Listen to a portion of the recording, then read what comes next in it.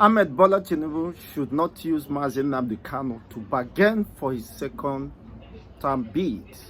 Again, I say Ahmed Bola Tinubu should shun the temptation of using Nnamdi Kanu to bargain for his second bid.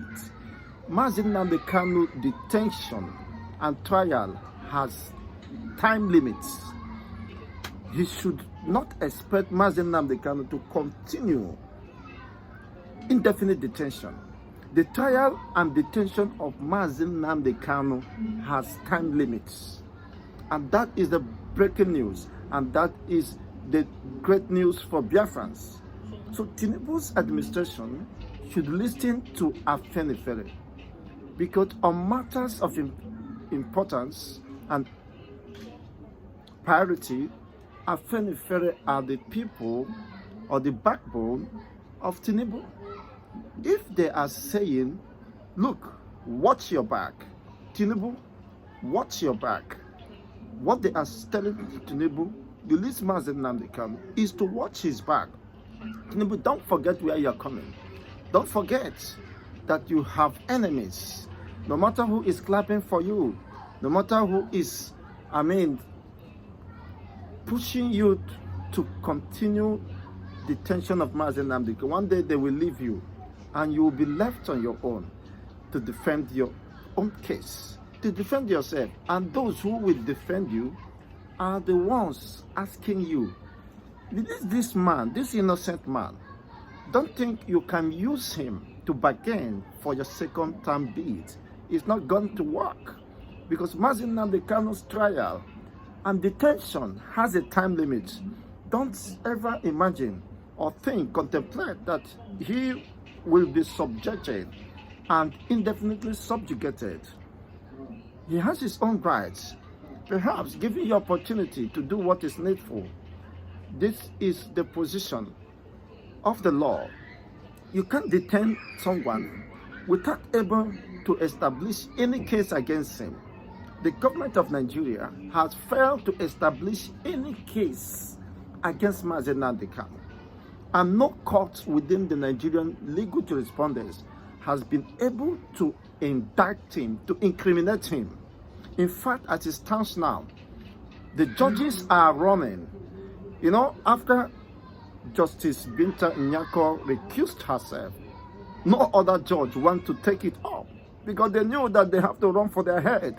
It is not, of course, something you can just joke with. It is not just for all comers affair. That Nnamdi Kanu case is a global case. It's an international case with vested interests. International world powers are interested in this case. Don't just mistake it to be a joke. Nnamdi Kanu is not just a local champion. Judges are running away from the case. That's why the chief judge could not reassign the case to anyone. They are running. If you no go run, it is not a my case. So Tinubu should understand the implication of this, and he should understand that this case is not just an ordinary, it's not a local case. People are interested, including myself. I'm interested in the outcome of this case, because I am not happy with the way Nnamdi Kanu is being treated. With all sense of responsibility, Nnamdi Kanu case angers most responsible persons, angers the Igbos, angers not just the Igbos. Every man who sees how Nnamdi Kanu is being treated will be angry with Nigeria. The gods, heaven and earth, is also angry with Nigerian government. Who does that? In the midst of all this, he has maintained his composure. Nnamdi Kanu is telling the youth, the Biafran youth, don't take up arms. He doesn't want anything that will cause the pain or the death of any innocent person. Don't take up arms. Don't take up arms. And yet he's been held behind the bars. What is happening? Those who have taken up arms against Nigerian citizens, defenseless citizens, who have killed, mad, who has disrupted the economic and societal activities within the Nigerian state, people who has taken over, compromised the Nigerian territorial integrity. They have host their own flag, Islamic Caliphate, Islamic government. Boko Haram running. They have captured several local governments. Of course, it's been reported in the national news, national papers, that over 27 local governments and more is under the control, total control of, are they not part of Nigeria? Are they not part of the territorial integrity of Nigeria? Why are the Nigerian Defense Headquarters not going after them to, of course, recover the stolen, the lost territory? Now, somebody who is saying, in order to avoid infractions, in order to avoid this insecurity and uncertainty, let's do what is right in the interests of everyone. He is being fair and honest in his position. His actions and decisions, Mazi Nnamdi Kanu's action and decision is not injurious to any ethnic nationality. That's why he is enjoying goodwill. He's drawing support from even the Hausas and supporting him and supporting his release, because they knew that this man has no reason to be behind the bars. What he's saying is the truth. What he's saying is what is happening.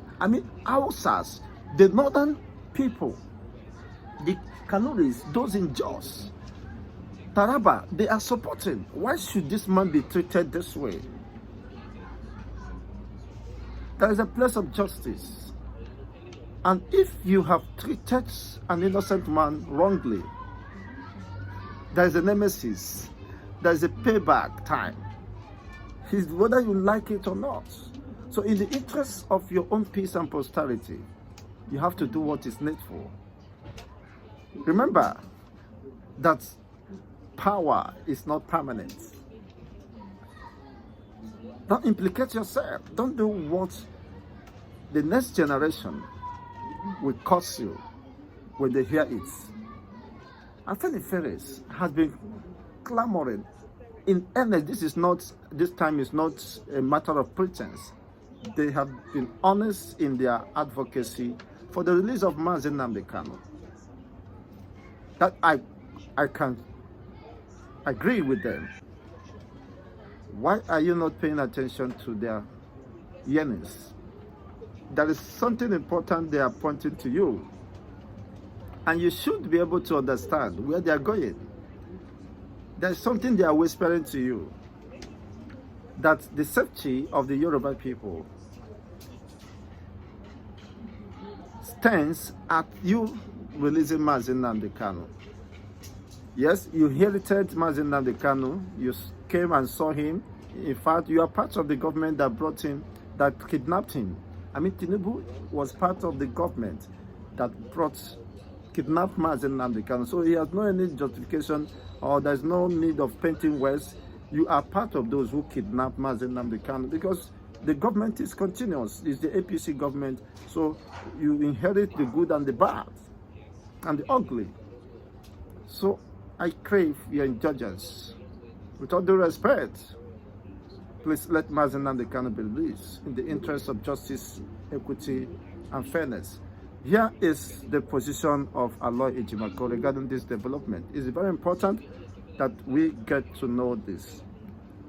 Aloy Ejimako, in his stance, says that the Mazi Nnamdi Kanu trial and detention has time limits. That the government of Nigeria has failed to establish any case against him. And you cannot continue to detain someone indefinitely. If you think you have arguments, if you think you have any substantive arguments or position to make, then why not do what is needful? Otherwise, what you should do is to do the needful releasing. If you can't establish any case against him, there is no need holding him back. Release the man, let him go. People are refusing, the judges are refusing to take up the case. What does that imply? They are not interested. This case has no basis in the first instance. So that's why they are saying, what are we going to defend? Well, you can't defend the indefensible. You can't argue something that is beyond reasonable doubt to be true. Very straightforward. So what are they coming to defend? That's why the judges are running away. If you ask me to defend, what am I? What evidence have I? They have not been able to establish any evidence. And the count charges, 15 count charges, amended more than 100 times, was quashed by the same Nigerian Appellate Court of Law, by the 7-man panel of judges that was set up. So if the 7-man panel judges could scrap those, count charges, now who are you? Who is the Son of Man to stand against it and to raise any, of course, allegation against him? So they have understood that the law is with Nnamdi Kanu, that there is nothing they can do about that. So they can't take their own life and integrity. Of course, it will be a show of shame because Justice Bianca Nyako, of course, will not recover from the embarrassment. Now, the whole world knew that his husband and her son has criminal indictments, has a case with Nigerian government bordering on corruption and money laundering and the rest of them. Do you understand that? Because Nnamdi Kanu was very plain that she has compromised. And the case is before the public domain. You can't deny that. The fact that his husband, while he was the governor of the state, was indicted of misappropriation and the rest of them. So these have exposed what should have been secret. So the more you try to hold Nnamdi Kanu, the more damage, of course, is being done to the Nigerian security and the Nigerian judicial system. Exposing the rots, just as Dele Fado wrote in his book, Nigeria and its criminal justice system. You see, it's quite unfortunate. It's quite unfortunate. I've not read that book, and I hope to lay hands on those books. That book, Nigeria and its criminal justice system. This is just, in fact, you don't need to read it because you have seen everything happening, unfolding. So Tinubu should do the needful before it is too late, in the interest of justice, in the interest of public peace. It's very important. It's very important. If the Boko Harams could be pardoned and reintegrated and given the position of security, handling the security of Nigeria into their hands, it means there is something fundamentally wrong, perhaps what they are not telling us. Given the present scenario that every judge, other than the recused judge in the Abuja division of the Federal High Court, is reluctant to handle the case. Why would they be the reluctant? If Nayunko, what are you to defend? The indefensible. You can imagine.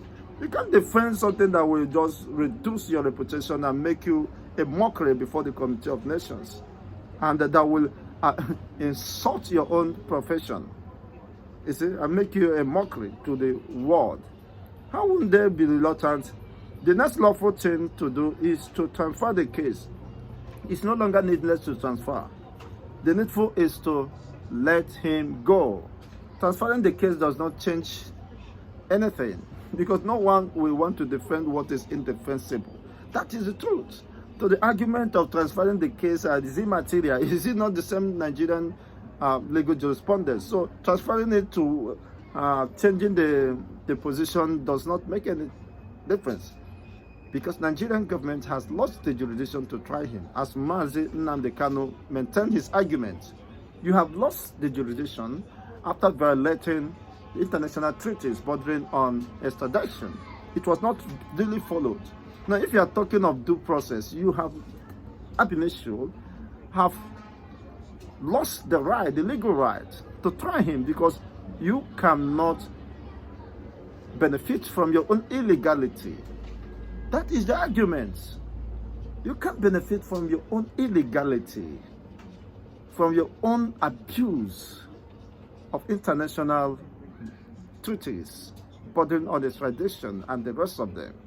It's a gross violation to Mazi Nnamdi Kanu rights, fundamental rights of movement. And with that is enough to squash the case. Of course, upon this premise, the 6-panel or 7-panel judges were able to arrive at a conclusion that we have examined this whole case and we come to a conclusion that is inconsequential, is immaterial. All the trials of camp charges was baseless because no one can substantiate, can argue the case. Now, if that is the case, why continue holding him?